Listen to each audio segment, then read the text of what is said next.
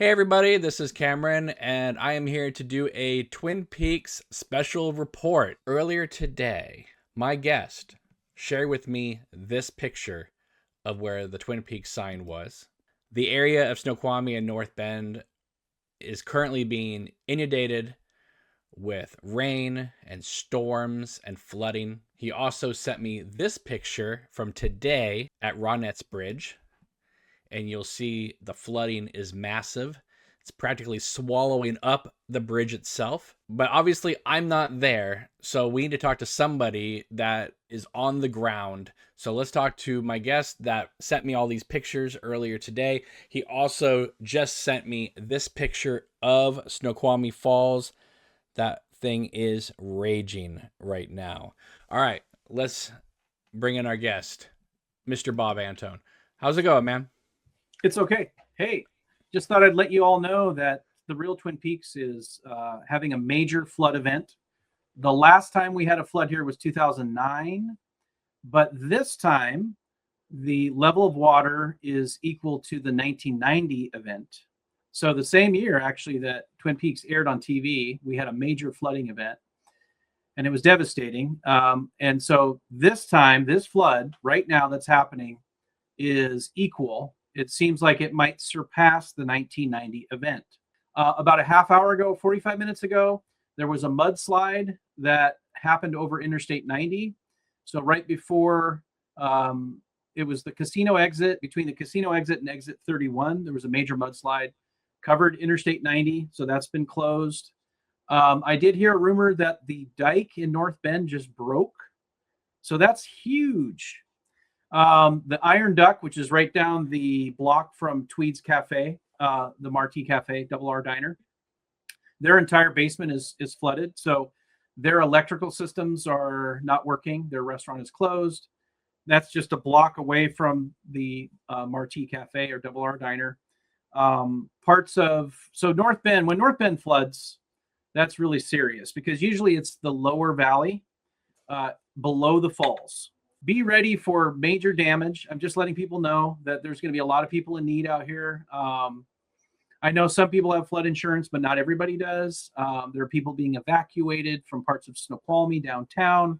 So right where Smoky Joe's Tavern is, and the big log, if you go back to the south from there, there's a neighborhood called Pickering Court. That's completely underwater. 50% of I think it's over 50% now, are evacuated from their homes.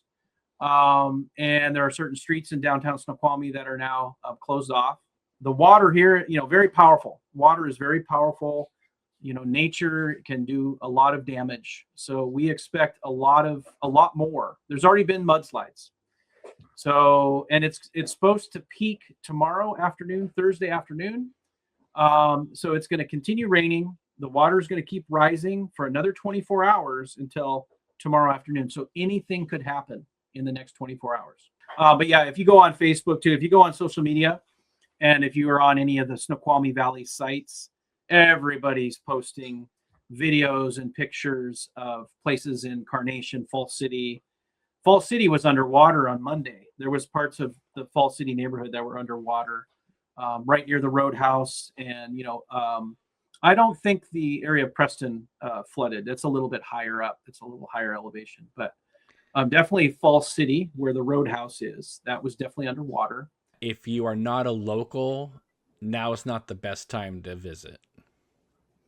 I'd say so. Yeah, I'd say so. Yeah, we're expecting some roads to wash out, and I hope it doesn't happen, but I'm pretty sure it's going to happen. So It looks like that Ronette's Bridge is about to wash out from that picture. Yep, it's pretty damn high. Yeah, and that Reinig Road where you turn up to go to the old mill. That's that intersection, that picture that you showed. That's just going to rise, but that whole area is completely closed off. There'll be no visiting the sheriff's station today. Not today. No way. I don't know if this is true or not, but can the falls be turned on and off? I heard that they could control the water somewhat, right? They open it up during times, they close it off during other times.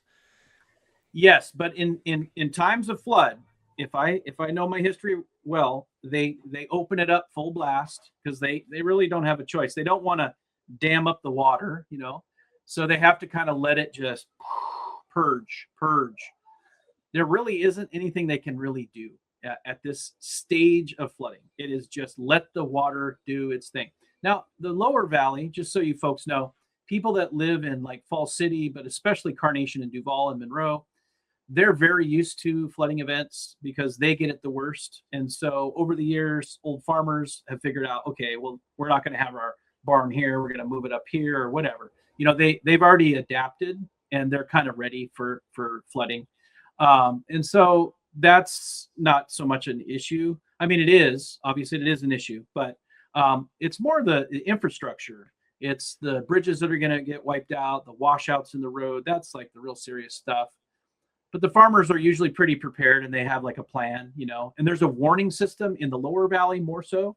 The one thing is the Tolt watershed. Now, if that dam ever burst, oh my God, that would be a major event. So that's why when I say North Bend is flooding, Snoqualmie is flooding. This is above Snoqualmie Falls. That's some serious shit right there. That is serious. We don't really flood up here. Well, thank you, Bob, for this update and letting us know what's going on. And I wish you guys all the best and hang in there and stay safe and stay dry. And yeah, it looks monstrous what's going on. So be careful out there. Fortunately, we're okay. We're high and dry, but there are some people that are not. All right, guys. Well, thank you so much for watching, and we will see you next time. Take care. Bye-bye.